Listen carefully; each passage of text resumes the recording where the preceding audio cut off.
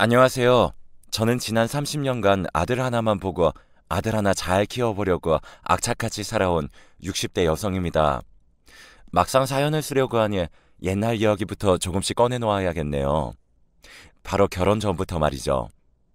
저는 아들 부잣집 막내딸이었어요. 아들만 내리 넷을 낳으신 어머님은 그렇게 딸을 갖고 싶으셨다네요. 그래서 어렵게 저를 얻은 거죠. 아이들은 자기 먹을 건 다 타고난다고 하죠. 저희 집도 다 그랬던 것 같아요. 큰오빠부터 넷째 오빠까지 다들 제 살 길은 알아서 찾아갔던 거죠. 물론 형제 중에도 경제적 편차는 있죠. 하지만 누구 하나 크게 가난하거나 망하거나 하지 않고 다들 고만고만하게 사는 것 같아요. 형제가 다복한 집안이다 보니 어렸을 때부터 강하게 길러진 것도 크게 한몫한 거겠죠. 그런데 문제는 오히려 딸로 태어난 저였어요. 제가 어머니와 아버지의 사랑을 독차지하고 자라서 그런지 결혼할 생각이 전혀 없었거든요. 그리고 부모님께서도 20살 때까지만 해도 제가 알아서 결혼하겠거니 하셨던 것 같아요. 그래서 밤에 들어와도 그러려니 하고 참견도 안 하셨죠. 그런데 제가 30대가 가까워지자 부모님께서는 조급해지셨던 것 같습니다. 왜 결혼을 안 하느냐고 잔소리를 하기 시작하셨죠. 저희 부모님은 그래도 제가 공부하는 돈은 충분히 지원해 주셨어요. 오빠들은 하라고 해도 안 하는 걸 너는 하려고 한다면서 오히려 좋아하셨죠. 그런데도 나중에는 딸을 공부시킨 걸 무척 후회하시더라고요. 그래서 제가 결혼을 안 하려고 든다고 생각하시는 것 같아요. 그래도 제가 대학원까지 나오고 대학에서 강의를 시작하자 부모님은 너무 기뻐하셨습니다. 여자가 공부해서 뭐 하냐고 주변에서 비아냥거렸다는데도 말이죠. 그런데 역시나 부모님은 다른 집 딸들이 결혼하기 시작하자 슬슬 저에게도 재촉하기 시작하셨습니다. 엄마, 나는 아직도 공부할 게 많은데 유학도 가고 싶어. 뭐? 여기서 석사학위 있으면 됐지. 그렇게 공부만 하면 결혼 언제 하고 애는 안 낳을 거야? 좋아하는 사람 생기면 결혼할 거야. 걱정 마. 하지만 지금은 아니라는 거지. 나이 찼다고 그냥 선보고 아무나 결혼하기는 싫단 뜻이야. 아니 도대체 언제쯤 좋아하는 사람이 생기는 건데? 지금 네 나이가 내일 모레 벌써 30이라고. 엄마도 결국엔 다른 엄마들하고 똑같구나. 왜 그렇게 결혼 타령이야? 결혼하면 그동안 내가 했던 공부들은 다 물거품이 된단 말이야. 나 솔직히 결혼 아주 늦게 할 거야. 결혼하고 아이 낳고 하면 어떻게 공부하냐고. 엄마는 제가 유학을 다녀오면 눈이 더 높아질 거라고 안 된다고 긋고 말리셨습니다. 그래도 저는 부모님 몰래 유학을 준비하고 있었죠. 다 큰 딸이 하겠다는데 그걸 어떻게 말리겠어요.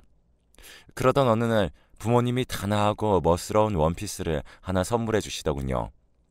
어디서 좋은 일이 생겼나 보다 하고 저도 마냥 좋았어요. 그래서 그 원피스를 입고 부모님과 근사한 레스토랑에 같이 갔죠. 사람들이 우아하게 스테이크를 썰고 있는 곳이어서 저도 오랜만에 기분이 좋았습니다. 최근에 부모님이랑 결혼 문제 때문에 자주 부딪혔으니까요. 그렇게 부모님과 테이블에 앉아 있는데 검은색 양복을 차려입은 젊은 남자가 다가오더군요. 그리고 그 뒤로 그 남자의 부모인 듯한 두 분이 뒤따라오셨고요. 저는 그때부터 왠지 분위기가 이상하게 돌아간다고 느꼈어요. 저희 부모님이 먼저 일어나서 아는 체를 했고 그 세 분이 다른 테이블이 아닌 저희 테이블로 와서 자리에 앉았으니까요. 정말 부모님이 이렇게까지 저를 속이고 선자리를 만들었다고 생각하니 가만히 있을 수가 없었습니다. 그런데도 부모님 체면이라는 게 있으니까 그 자리에서 박차고 일어나서 나갈 수도 없었죠. 잠시 후 양가 부모님이 다 나가고 나면 그때 정중하게 남자분에게 사과해야겠다고만 생각했습니다. 그렇게 양가 부모님은 지루하게 자신의 딸과 아들에 대해서 이런저런 얘기를 나눴어요. 듣다 보니 그 집안은 사업을 하는 집안이었고 저처럼 많이 공부한 며느리를 얻고 싶어하는 눈치였어요. 시어머니도 시아버지도 그리고 제 앞에 앉아있는 남자도 계속 돈 얘기밖에 안 했어요. 초등학교 선생님이셨던 아버지의 표정도 슬슬 나빠지는 것 같았고요. 그래도 사업은 엄청 잘 되는 것 같더군요. 그렇게 시간이 지나고 양가 부모님은 자리를 피해 주셨습니다. 그러자 저는 그제야 살 것 같더군요. 물을 벌컥벌컥 마시고는 크게 숨을 몰아쉬었습니다. 그 남자와 살면 숨이 막힐지도 모르겠다는 생각이 들어서 그 자리에 앉아 있을 수가 없었으니까요. 죄송하지만 저는 결혼할 마음이 없어요. 먼저 자리에서 일어나겠습니다. 저는 남자에게 미안하다고 사과하면서 의자에서 일어섰습니다. 그런데 그 남자가 제 손목을 붙잡더군요. 저도 마찬가지입니다. 그런데 저희가 바로 여기서 일어나 버리면 부모님들이 속상해 하실 테니 그래도 식사나 하고 집에 들어가시죠. 그러고 보니 남자도 아까까지도 지루했던 표정이었던 것 같았어요. 저처럼 억지로 참고 있었던 거예요. 그리고 생각해보면 그의 말도 틀린 말이 아니었죠. 그냥 식사나 하고 가면 되는데 말이죠. 그렇게 둘이서 식사를 하게 됐죠. 그 사람도 저와 비슷한 처지였다고 생각하니 갑자기 동지애가 생기더군요. 결혼할 생각이 없는데 억지로 나온 것 같아서 괜히 안쓰럽기도 했고요. 그는 아버지의 사업을 물려받아서 꽤나 높은 자리에 있었어요. 늘 피곤해서 집에 가서는 골아 떨어진다고 하더군요. 학교에서도 그렇게 공부를 안 했는데 아버지 밑에서 늘 긴장해 있다면서요. 시간도 없는데 어떻게 연애를 할 수 있었겠느냐고 하소연도 했죠. 저는 그의 이야기를 군소리 없이 들어주었습니다. 저마다 사연이 있으니까 이해가 되더군요. 그렇게 한참을 듣고 있는데 그 남자가 제게 이상한 제안을 하더군요. 아니, 재밌기도 했어요. 우리 이렇게 계속 만납시다. 식사도 하고 차도 마셔요. 그래야 그쪽에서도 결혼하려고 노력하는 것처럼 보일 테고 저도 이런 시간이 있어야 집에 늦게 들어가도 숨통도 트이고요. 어때요? 그냥 만나는 척만 하다가 가요. 그러다가 나중에 헤어졌다고 하면 그만이죠 뭐. 안 그래요? 저는 그의 제안을 듣고 소리내어 웃었습니다. 부모님을 실망시키고 싶지 않기도 한데 결혼은 하기도 싫은 제 마음을 잘 읽어낸 것 같았죠. 그래서 저도 고개를 끄덕였어요. 아마도 이때부터 그가 그래도 나쁜 사람은 아닌 것 같아서 관심이 생기기 시작했던 것 같아요. 그리고 역시나 그의 의도는 적중했어요. 양가 부모님들은 저희가 만나면 만날수록 좋아하셨고 결혼 스트레스에서 벗어날 수 있었으니까요. 정작 문제는 저희 둘에게서 나타났던 것 같아요. 사귀는 것도 아닌데 점점 둘 사이가 가까워지고 있었으니까요. 자주 만나야 하니까 자주 연락을 하게 됐고 그 과정에서 알게 모르게 감정이 싹트기 시작했던 것 같아요. 다행히 좋은 쪽이었죠. 그렇게 저희는 자연스럽게 결혼을 하긴 했어요. 양가 부모님도 만족스럽고 저희도 만족스러운 그런 결혼을 말이죠. 그런데 결혼한 지 2년이 다 되어가도 아이가 생기지 않자 점점 둘 사이는 멀어지기 시작했어요. 양가 부모님은 아이를 원하셨는데 아무래도 이렇게도 아이가 생기지 않더군요. 시어머니의 대접이 그때부터 많이 달라지기 시작한 것 같아요. 저를 마치 애 낳으려고 결혼시킨 여자 같았으니까요. 아니, 이렇게 아이가 안 생기면 어쩌냐. 강의도 그만 나가거라. 내가 지금까지 해다 바친 한약이 얼만데도 안 생기냐고. 네? 어머님, 강의를 그만두라뇨. 그건 안 돼요. 아니, 왜? 그래야 아이도 들어선다니까. 지금도 늦은 나이인데. 근데 말이다. 혹시 몸에 문제가 있는데 우리 아들하고 결혼한 건 아니지? 어머니, 저희도 노력하고 있어요. 이렇게 재촉한다고 해서 해결되는 게 아니잖아요. 아니, 너는 시어머님 말에 왜 이렇게 꼬박꼬박 말대답이야? 어? 그래, 너 많이 배우고 잘났다 그거야? 시어머니를 지금 가르치려고 드는 거야? 시간 강사 주제에 교수님 해주니까 우리 머리 꼭대기에서 놀려고 하다니.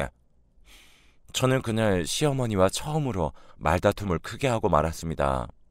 정말 너무한다고 생각했어요. 결혼 때문에 유학도 포기했는데 학교 강의 나가는 것도 그만하라니 말이죠. 처음에는 교수 며느리 뒀다고 그렇게 좋아하셨으면서요. 그날 저는 시어머니가 너무하신 것 같다고 남편과 얘기를 했어요. 강의는 그만둘 수 없으니 중간에서 시어머니한테 말을 잘 해달라고 말했죠. 그렇게 남편도 2년의 기다림에 지쳤는지 한숨을 푹푹 쉬면서 말하더군요. 어머님 말 틀린 거 하나 없어. 강의 준비하느라 당신 매일 늦게 자잖아. 그러면서 어떻게 아이를 갖는다고 그래? 나도 이젠 지쳤어. 여보, 그렇게 말하면 안 되지. 내가 밤마다 얼마나 노력했는데. 아이를 일부러 안 갖는 게 아니잖아. 됐어. 당신은 당신만 생각하잖아. 이기적이야. 공부만 하면서 무슨 우리 미래나 아이에 대해서 그렇게 진지하게 생각하지 않잖아. 남편은 큰 소리를 치면서 밖으로 나가버리더군요. 정말 기가 막혔습니다. 그렇게 그날 밤 혼자 집을 지키고 있는데 정말 눈물이 나더군요. 아이 못 낳는다고 집에서 쫓겨났다는 얘기들이 아주 먼 옛날 얘기라고 생각했는데 아니었어요. 그래서 정말 아이 때문에 이혼할 수도 있겠다는 생각이 들더군요. 그날 새벽에 남편은 술이 취해서 들어왔습니다. 시어머니 성화에 남편도 힘들었겠다 싶었어요. 그런데 이상한 향수 냄새가 났죠. 그게 사실은 매일 났던 비슷한 냄새였던 것 같아요. 솔직히 요즘 남편은 밤늦게 들어오는 날이 늘어나고 있었어요. 저는 서재에서 공부하다가 잠드는 편이었는데 남편이 안방에 없던 적도 있었죠. 그래도 저는 아무 소리 안 했어요. 시간 강사 되는 것도 어려웠지만 전임 교수가 되려면 더 많은 논문을 써야 하고 더 많은 연구를 해야 했으니까요. 그래서 남편이 조금씩 엇나가고 있다는 느낌을 받으면서도 그대로 둔 것 같아요. 잠깐 다른 여자 만나도 결국에는 다시 제자리로 돌아올 거라고 생각했으니까요. 그런데 점점 남편은 노골적으로 다른 여자가 있다는 걸 표현하기 시작한 것 같아요. 잠결에 남편은 다른 여자 이름을 말했고 그래서 더 이상은 참을 수가 없었죠. 당신 대체 어떤 여자를 만나고 다니는 거야? 내가 뭐 당신이 요즘 밤마다 서재에 틀어박혀서 하니까 술이나 마시고 있는 거지. 내가 무슨 여자가 있다고 그래? 아니야. 이거 분명 여자 향수야. 아니라고. 제발. 이젠 하다하다 의심병까지 들었어? 정말 질린다 질려. 남편은 의심병이 들었냐고 하면서 제 어깨를 툭 치더군요. 그 순간 정말 이렇게 살아야 하나 싶더군요. 남편이 중간에서 제 편을 들어주면 좋으련만 남편은 바람까지 났으니 그래서 저는 이참에 그냥 이혼하자고 남편에게 통보를 했습니다. 그리고 집 밖으로 나가버렸죠. 그렇게 택시를 타고 친정으로 들어갔어요. 엄마가 저를 보더니 그 가방은 뭐냐면서 놀라시더군요. 저는 아무 말 없이 예전에 제 방으로 들어가서 침대에 누웠습니다. 차마 엄마한테는 남편이 바람이 난 것 같다고 말을 못하겠더라고요. 너무 화가 나고 서럽고 어떻게 해야 할지 마치 바보가 된 것 같았어요. 하염없이 눈물만 났죠. 그렇게 저녁쯤 되었을 때 엄마가 밥이라도 같이 먹자고 저를 부르더군요. 밥 먹을 기분은 아니었지만 그래도 부모님이 걱정하실 것 같아서 식탁에 앉았습니다. 제가 좋아하는 생선에 고기를 잔뜩 차려 놓았더군요. 그러면서 제게 아무것도 묻지도 않고 밥을 드셨습니다. 이거 먹고 기분 풀고 얼른 들어가라. 엄마는 제가 아무 소리 안 해도 왠지 다 알고 있는 것만 같았어요. 그래서 부모는 대단한 거구나 싶었죠. 그러나 엄마한테 걱정 끼친 것 같아서 너무 죄송스러웠습니다. 그렇게 앉아서 밥을 뜨렸는데 그 순간 욱하고 구역질이 올라왔어요. 엄마는 얼굴이 많이 안 좋아 보인다면서 이마를 짚어보시더니 열이 많이 나고 있다고 하더군요. 저는 어쩔 수 없이 엄마의 손에 이끌려 가까운 병원으로 향하게 되었습니다. 그리고 저는 거기서 그토록 원하던 임신 소식을 듣게 되었습니다. 그리고 저는 너무 기뻐서 그 소식을 전해주려고 집으로 들어갔습니다. 남편이 알면 얼마나 좋아할지 생각하면서 말이죠. 이제는 시어머니의 잔소리에서도 해방이 될 것 같아서 기뻤습니다. 그런데 저는 집 안으로 들어가자마자 식탁에 놓여있는 서류를 보고 다리에 힘이 풀려버렸습니다. 여보, 이게 다 뭐야? 뭐긴, 당신이 말했잖아. 이혼하자고. 뭐? 여보, 그건 홧김에 한 말이지. 나 지금 어디 다녀온 줄 알아? 산부인과 다녀왔어. 4주 됐대. 드디어 우리에게도 아이가 찾아온 거야. 저는 남편에게 임신 소식을 전해주었습니다. 그 말을 하는데 눈물이 또르르 흘러내리더군요. 이제는 우리 싸우지 말고 잘 지내자고, 앞으로 가정에 충실하자고 그런 말들을 하면서 다시 미래 계획을 짜고 싶었습니다. 그런데 남편이 제 말에 콧방귀를 뀌더군요. 이제 와서 임신했다고 하면 누가 반길 줄 알아? 아니, 왜? 우리 결혼한 지 2년밖에 안 됐어. 됐어. 이미 늦었어. 당신이 우리 집 무시하고 어머니한테 막대한 건, 나한테 이혼하자고 말한 건 아이 생기면 다 용서되는 거야? 저는 남편의 반응에 정말 이해가 안 됐습니다. 내가 사과할게. 정말 미안해. 그 말은 홧김에 나도 모르게 한 말이야.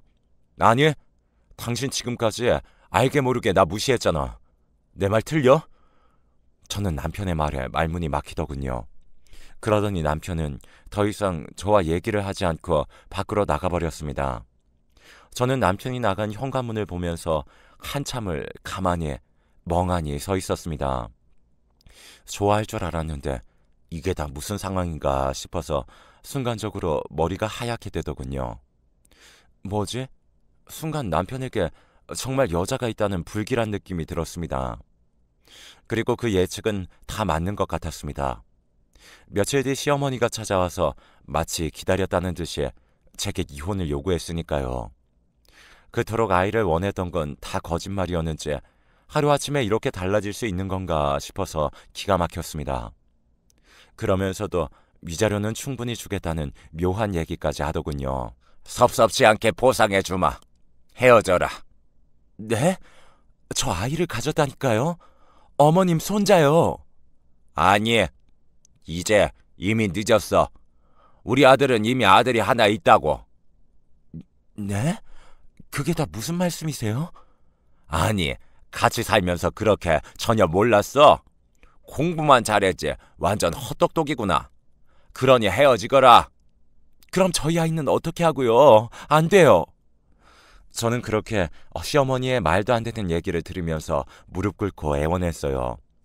그 순간에는 공부를 많이 한 여자가 아니라 아이를 임신하고 아이를 위해서 무엇이라도 해야 하는 엄마가 되어 있었던 것이죠. 그런데도 시어머니는 고개를 저으시더군요.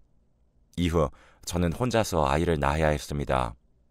남편은 보란듯이 집에 들어오지 않았고 시어머니는 올 때마다 위자료를 가져와서는 이혼을 하라고 요구했고요. 미칠 것 같았지만 강의까지 그만두고 출산 준비에만 전념했습니다. 자기 아이를 보면 남편도 마음이 바뀔 거라고 굳게 믿고 있었으니까요. 핏줄이라는 게 그런 거니까요. 그렇게 혼자서 그 집에서 버티면서 아이를 키웠습니다. 서류상으로는 이혼이 안 되어 있었죠. 그리고 그 당시에 친정 부모님은 나이가 많이 드셔서 완전히 시골로 내려가 계셨습니다. 아버지가 농사나 지낸다고 하셨죠. 그래도 가끔 어머니가 올라와서 아이를 돌봐주셨는데 허리를 다치시는 바람에 더 이상 저의 산후조리도 도와줄 수 없는 상황이었습니다. 그러던 어느 날 남편이 찾아왔더군요. 아이를 보고 싶다고요. 역시 그래도 핏줄은 핏줄이 땡긴다는 그 말을 믿으면서 문을 열어주었습니다. 그렇게 한참 멀뚱히 아이를 보더니 그 아이를 집에도 보여줘야겠다면서 하루만 데려가 있겠다더군요. 저는 그 틈에 하루 좀 쉬라고 말이죠. 그제야 남편이 다시 제자리로 돌아올지도 모른다는 기대감이 들더군요. 그렇게 저는 아이를 하루 동안 시댁으로 보내고 그동안 미뤄두고 있던 집안일도 하고 밀린 잠도 푹 잤어요. 그런데 그 다음 날에도 그리고 또 그 다음 날에도 남편은 오지 않았습니다. 그리고는 시어머니의 전화를 한 통 받았습니다. 그 아이 우리가 고아원에 보냈으니까 없는 셈 치고 새 출발하거라. 네? 그게 무슨 말도 안 되는... 그러니까 진작에 말을 들었어야지. 지금도 늦지 않았어. 이혼해주면 그 아이가 어디 있는지 말해주마. 위자료도 섭섭지 않게 주고. 저는 시모의 그 말을 듣자마자 시댁으로 달려가서 미친 듯이 화를 냈습니다. 위자료가 뭐라고 내 아이를 버리다니. 정말 죽을 각오를 하고 달려드니 시부모도 저를 무섭게 쳐다보더군요. 그런데도 이혼만 해주면 된다고 똑같은 얘기를 반복했습니다. 그렇게 해서 저는 이혼 서류에 도장을 찍고 말았습니다. 다른 선택지는 없었어요. 저는 그렇게 정말 아이 하나만 생각하기로 마음먹었습니다. 나중에 알고 봤더니 남편의 불륜 상대는 재벌집 이혼녀였습니다. 그러니까 이미 시부모들도 다 알고 있던 사이라는 심증이 가더군요. 더군다나 사업 확장을 고민하던 시아버지의 소개로 둘이 만나게 되었다니. 그리고 더 웃긴 건 기가 막히게도 그 여자 사이에 아이가 있었다는 것입니다. 그러니까 결혼한 지 1년 정도가 되었을 때부터 만나왔었다는 거였죠. 정말 욕이 입 밖으로 나왔지만 똥이 더러워서 피하지 무서워서 피하겠어요. 그냥 침 뱉고 다시는 그 집 근처에도 가지 않았습니다. 저는 그 집안과 엮이지 않으려고 혼자서 아둥바둥 살았습니다. 아들 낳고 강의가 다 끊긴 바람에 어쩔 수 없이 학원 강사를 하면서 근근히 먹고 살았죠. 그렇게 보낸 지가 벌써 30여 년이 흘렀습니다. 그동안 숱한 어려움들을 다 겪어야만 했죠. 이혼 여설이 들어가면서 학원에서 쫓겨나기도 했어요. 그래도 좋았어요. 저 그동안 아이 키우려고 자존심이고 뭐고 다 내려놓고 살았으니까요. 아이랑 지내는 게 외롭기는 해도 그 아이 때문에 제 삶은 버틸 수 있었던 것입니다. 그런 저의 강한 의지를 보고 자라서일까요? 제 아들은 어느덧 변호사가 되었습니다. 사법시험도 2번 만에 턱 붙은 녀석이죠. 이렇게 밖에 나가서 자랑을 안 할 수가 없는 아주 건실한 청년이 되었습니다. 그런데 어느 날인가 아들 녀석이 집에 들어와서는 무거운 얼굴로 저를 식탁에 앉아보라고 하더군요. 아들, 무슨 일이야? 아니 글쎄, 사무실에 아버지가 찾아왔어. 울면서. 뭐? 그게 다 무슨 소리야? 그 집안이 사기꾼 집안이더구만. 사업 확장하다가 다 망해서 말아먹었대. 그 재혼한 재벌집 딸한테 속아서 지금은 한 푼도 없다네. 오히려 자업자득이지 뭐. 근데 이제 와서 어쩌라고 널 찾아왔대? 고소도 10억 정도 당했더라고. 그래서 도와달라고. 이런 미친. 너 절대 도와주지 마. 알았지? 당연하지. 우릴 뭘로 보고 찾아왔는지 내가 제대로 뒤통수 날려줄 테니까 걱정하지 마. 그러나 아들은 뒤통수를 날려주겠다고 하면서도 이상하게 전 남편의 사건을 변호하는 듯한 느낌을 받았습니다. 그게 너무 걱정스러웠어요. 아들이 혹시 아버지의 정이 그리웠던 건 아닐까 싶은 느낌도 들었고요. 그래서 너무 불안했어요. 그런 집하고 엮이면 안 되는데 말이죠. 그러다 어느 날 아들 녀석이 넥타이를 풀면서 피곤한 기색으로 식탁에 앉는 거예요. 아침에 나갈 때 오늘 아버지 재판이 있다고 했었거든요. 그래서 저는 아들 눈치를 살피면서 그 옆에 앉았죠. 어떻게 된 거야? 그래도 핏줄이라고 아버지 도와준 거야? 저는 괜히 화가 났어요. 내가 그 전 남편하고 시모한테 당한 것만 생각하면 지금도 자다가도 벌떡벌떡 화가 나는데 말이죠. 그런데 제 말에 아들 녀석이 조용히 목소리를 까는 거예요. 저를 지그시 씩 바라보면서 말했죠. 엄마, 아버지도 많이 늙어 있더라고. 그래서 좀 불쌍하기는 하더라. 아니, 뭐? 그래서 정말 아버지를 도왔다고? 사건 변호하면서 정이라도 들었다는 거야? 너를 버렸다고. 그것도 고아원에 말이야. 그 사람들은 사람도 아니야. 아니, 개만도 못한 것들이라고. 저는 너무 화가 나서 목소리를 높이고 말았어요. 어쩜 내 뱃속에서 태어났는데 내 마음은 모르는 건지. 걱정 마 엄마. 나 아버지한테 최고형 떨어지게 검사편 들고 나왔어. 뭐? 정말? 아이고, 우리 아들 잘했어. 그런 것들은 당해도 싸. 그런데 왜 그렇게 기분이 처졌어? 아니 그냥 아버지한테 복수하려고 변호하는 척하면서 다른 증거들을 제시했거든. 그랬더니 아버지가 막 소란을 피우더라고. 그래도 나 꿋꿋하게 아버지랑 그 부인한테 최고형 떨어지게 만들었어. 잘했다, 잘했어. 뭐든 감정이 섞이면 안 되는 거야. 죄 지으면 벌을 받아야 하는 게 당연한 거고. 근데 막상 집으로 오는데 기분이 안 좋더라고. 나를 경멸하면서 쳐다보던 아버지가 미우면서도 안쓰럽기도 하고. 저는 그제야 아들의 속마음을 이해하게 됐어요. 그래도 잘했다고 다독여 주었죠. 아버지 아들도 법정에 있던데 딱 보니까 조폭 같더라고. 왜들 하나같이 못 났는지. 이 사건 보면서 아버지 집안 얘기 들어보니 가관이더라고. 어머니랑 헤어진 걸 그렇게 후회하신다고. 됐다 됐어. 30년도 다 지난 얘기. 해서 뭐해? 오늘 너무 고생 많았어.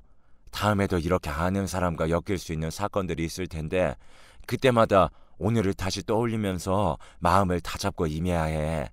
안 그럼 그런 놈들한테 당하고 살게 될 테니까. 저는 그렇게 아들의 마음이 좀 더 단단해지길 바라는 마음으로 조언을 해주었답니다. 아들이 그렇게 성장해 나가는 것 같아서 한편으로는 뿌듯했죠. 하지만 마음 한켠에 비어 있었을 아버지에 대한 감정은 아직 풀어내지 못한 것 같아서 미안하기도 했습니다. 이렇게 제 얘기는 끝이 났습니다. 사연을 쓰다 보니 여러 가지 감정들이 오락가락했습니다. 그래도 그 중에서도 제일 많이 들었던 건 통쾌함이었어요. 아마 그 남자랑 계속 살았으면 우리 아들을 이렇게 번듯하게 키워내지 못했을 거라는 생각이 들면서 30년 동안 고생했던 것도 싹 날아가 버렸죠. 그래서 기분 좋게 지내고 있답니다.